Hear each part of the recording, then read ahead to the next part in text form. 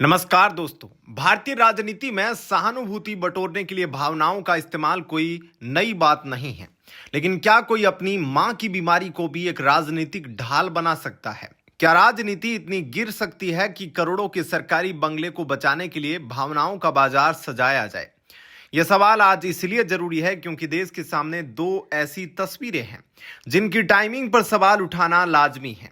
एक तरफ केंद्र सरकार ने कांग्रेस को उसके 48 साल पुराने ऐतिहासिक मुख्यालय 24 अकबर रोड को खाली करने का कड़ा अल्टीमेटम दे दिया, 28 मार्च की डेडलाइन, और दूसरी तरफ ठीक उसी वक्त राहुल गांधी का एक वीडियो सोशल मीडिया पर वायरल होता है जिसमें वो गंगाराम अस्पताल के एक छोटे से सोफे पर अपनी बीमार मां सोनिया गांधी की सेवा करने का दावा कर रहे हैं। क्या यह महज एक संयोग है या फिर जब कांग्रेस के सबसे बड़े पावर सेंटर पर संकट आया तो जनता का ध्यान भटकाने और सहानुभूति बटोरने के लिए मां की बीमारी का इमोशनल कार्ड खेला गया? आज के इस स्पेशल इन्वेस्टिगेटिव वीडियो में हम इस पूरी क्रोनोलॉजी को समझेंगे। हम 24 अकबर रोड के इतिहास, उसकी अंतर्राष्ट्रीय कड़ियों और राहुल गांधी के इस अस्पताल ड्रामे के पीछे की असली सच की परतें खोलेंगे। सच कड़वा है लेकिन इसे जानना आपके लिए जरूरी है। बने रहिए हमारे साथ। चलिए सबसे पहले उस बंगले की बात करते हैं जिसे छोड़ने में कांग्रेस के प्राण अटक रहे हैं। 24 अकबर रोड, नई दिल्ली के लुटियंस जोन का यह पता महज एक इमारत नहीं, कांग्रेस के लिए एक मंदिर के समान है। इसका इतिहास बेहद दिलचस्प और प्रभावशाली रहा है। यह बंगला कांग्रेस के सबसे बुरे और सबसे अच्छे दौर का गवाह रहा है। 1977 की करारी हार के बाद जब पार्टी पूरी तरह बिखर गई थी, तब इंदिरा गांधी ने इसी बंगले से अपनी सियासी वापसी की नींव रखी थी। 1978 में जब कांग्रेस आई, तब से लेकर राजीव गांधी, पीवी नरसिम्हा राव और मनमोहन सिंह के कार्यकाल तक यह बंगला देश की राजनीति का अघोषित पावर सेंटर बना रहा। हर बड़ा फैसला, हर मुख्यमंत्री का चुनाव, हर चुनावी रणनीति इसी चार दीवारी के भीतर तय होती थी। लेकिन अब जब सरकार के नियमों के तहत इसे खाली करने को कहा गया है, क्योंकि कांग्रेस के पास कोटला रोड पर अपना नया भव्य मुख्यालय इंदिरा भवन बनकर तैयार है, तो कांग्रेस इस आदेश के आगे झुकने के मूड में नहीं दिख रही। सूत्रों के मुताबिक पार्टी इस मामले को लेकर अदालत का दरवाजा खटखटाने की भी योजना बना रही है। कांग्रेस नेताओं का तर्क है कि यह सिर्फ एक ईंट पत्थर की इमारत नहीं बल्कि पार्टी की गौरवशाली विरासत का हिस्सा है। उनका कहना है कि उनके पास नया दफ्तर जरूर है, लेकिन इस बंगले से जुड़ी भावनाओं और इतिहास को देखते हुए वे इसे इतनी आसानी से नहीं छोड़ेंगे। क्या भावनाओं के नाम पर सरकारी नियमों को ताक पर रखा जा सकता है? क्या यह विरासत का मोह है या फिर लुटियंस दिल्ली में बने रहने की जिद? बहुत कम लोग जानते हैं कि 24 अकबर रोड का नाता सिर्फ भारतीय राजनीति से नहीं बल्कि अंतर्राष्ट्रीय इतिहास से भी जुड़ा है। आजादी से पहले यहां ब्रिटिश अधिकारी सर रेजिनाल्ड मैक्सवेल रहते थे। इसके बाद 1960 के दशक में यह म्यांमार, तब बर्मा की राजदूत दाखिन का निवास स्थान बना। दिलचस्प बात यह है कि नोबेल पुरस्कार विजेता और म्यांमार की लोकतंत्र समर्थक नेता आंग सान सू की ने भी अपने जीवन के कई साल इसी बंगले में बिताए थे जब उनकी मां यहां राजदूत थी। इस ऐतिहासिक महत्व के कारण कांग्रेस इसे छोड़ने को तैयार नहीं, लेकिन अब यह लड़ाई कानूनी मोर्चे पर लड़ी जाएगी। कांग्रेस सांसद कार्ति चिदंबरम और राज्यसभा सदस्य प्रमोद तिवारी ने सरकार की इस कार्रवाई पर कड़े सवाल उठाए हैं। तिवारी का कहना है कि बीजेपी सरकार प्रतिशोध की राजनीति कर रही है। उन्होंने इशारा किया कि मुरली मनोहर जोशी और गुलाम नबी आजाद जैसे नेता अब भी सरकारी बंगले में जमे हुए हैं, लेकिन कांग्रेस पर भी दबाव बनाया जा रहा है। दूसरी तरफ बीजेपी का रुख साफ है। बीजेपी सांसद मनन कुमार मिश्रा का कहना है कि जब कांग्रेस ने अपना नया मुख्यालय बना लिया है तो उन्हें नियमों के तहत पुराना बंगला खाली कर देना चाहिए।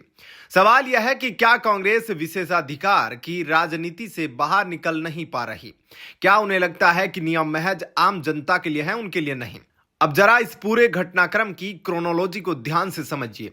यही वो हिस्सा है जो इस पूरे मामले को संदिग्ध बनाता है। 28 मार्च केंद्र सरकार ने बंगला खाली करने की डेडलाइन तय की। कांग्रेस पर दबाव बढ़ने लगा। कल ऑल पार्टी मीटिंग थी, देश के गंभीर मुद्दों पर चर्चा होनी थी। जब पत्रकारों ने राहुल गांधी से पूछा कि क्या आप आ रहे हैं, तो जवाब मिला नहीं, मुझे तो केरल घूमने जाना है। यानी देश की मीटिंग से ज्यादा जरूरी उनके लिए केरल का भ्रमण था।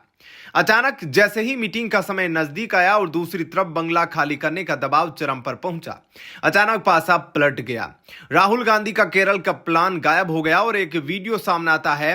राहुल गांधी अस्पताल में एक छोटे से सोफे पर लेटे हुए दिखाए जाते हैं। दावा किया जाता है कि वो अपनी मां की सेवा कर रहे हैं। जनता पूछ रही है, राहुल जी, अगर आप इतने ही व्यस्त थे और माताजी इतनी गंभीर रूप से बीमार थी तो पहले केरल का प्लान क्यों बनाया था? क्या अस्पताल का यह सोफा, यह उदास चेहरा और यह लाइब्रेरी सिर्फ कैमरे के लिए और विपक्ष के तीखे सवालों से बचने के लिए एक ड्रामेटिक रास्ता था? क्या यह महज एक इत्तेफाक है कि जब करोड़ों का बंगला हाथ से निकलता दिखा तब जनता की सहानुभूति बटोरने के लिए मां की बीमारी का इमोशनल कार्ड खेला गया? अब आते हैं उस सवाल पर जो राहुल गांधी को सबसे ज्यादा चुभेगा और उनके राजनीतिक दोगलेपन को पूरी तरह उजागर कर देगा।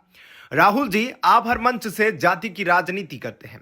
आप पूछते हैं कि देश के संस्थानों में, यहां तक कि निजी अस्पतालों की स्टाफ में कितने ओबीसी है, दलित कितने हैं। आपने अपोलो अस्पताल को तो चुनौती दी थी कि वो अपने स्टाफ को जाति बताए।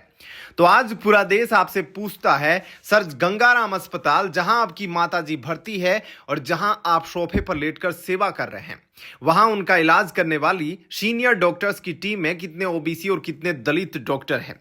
क्या आप अपनी मां का इलाज किसी दलित या ओबीसी डॉक्टर से करवा रहे हैं? और अगर नहीं तो क्यों नहीं? क्या आपको उनकी काबिलियत पर भरोसा नहीं है, या फिर आप सिर्फ वोट बटोरने के लिए जाति का इस्तेमाल करते हैं और निजी जीवन में उसी विशेष अधिकार प्राप्त सिस्टम का हिस्सा बना रहते हैं जिसे आप दिन रात कोसते हैं?